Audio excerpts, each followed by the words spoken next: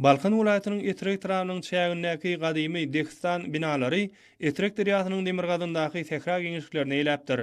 Ol Hadar deňiziniň gündogor tarapynda ýerleşýär. Bu ýurtda ýaşaýyş biziň eýýamyzdan öňkü 2-nji müňýyllygyň 2-nji ýarymynda başlap 15-nji asyra çenli dowam edipdir. Bu ýerde öz bolşly arkitektura sunugaty, ylmy senetçilik, sowda gatnaşlary ýokary ötüş derejesinde bolupdyr. Balkan welaýatynyň günorta etraplarynda bürünç demir we orta asyrlaryň taryhyny öňüne jemleýän Dekstan ekrançylykdan başlap medeni gymmatlyklaryň dürli görnüşleriniň galyndylaryny öňüne jemläpdir.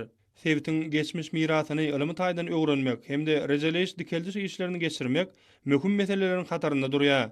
Gadymy Dekstan döwlet taryhy medeni gorowhanasynyň bürünç demir asyrlar döwrüne degişli we orta asyrlar bilen senelenýän taryhy medeni ýadygarlyklaryny arheologlar tarapyndan ılym barralary geçirilýär.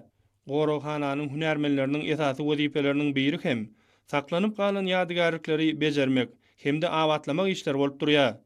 Dekstanyň tutýan umumy meýdany 200 hektara barabardyr. Dekstan ülkesiniň merkezi şäheri Misraýanyň güllap öten döwründe şäheriň bu ýytonjy Juma meçidi bolupdyr. Binadaky ýazgylaryň daş töwereklери türkmen hallaryna we keçelerine salynýan nagyşlara kwapdaş şekiller bilen bedelipdir. Bu gadymy toprak orta asyrlarda özüniň milli binaýarlyk sunuwaty we gurulşy gaýratynlykları bilen jahana ýaňsalypdyr. Dekstan düzlügündäki Rüstem gala, Ýylanly, Madow, Şadüz gala, Akça gala, Hanly gala, Gökçüktepe ýaly meden taryhy ýadygarlyklar alymlaryň taryhy öwrençileriň ünsüni özüne çekýär. Bu ýerde geçirilen gözlegleriň netijesinde ýüze çykarylan tapyndylaryň esasy bölegini keramiki gaplar tutýar.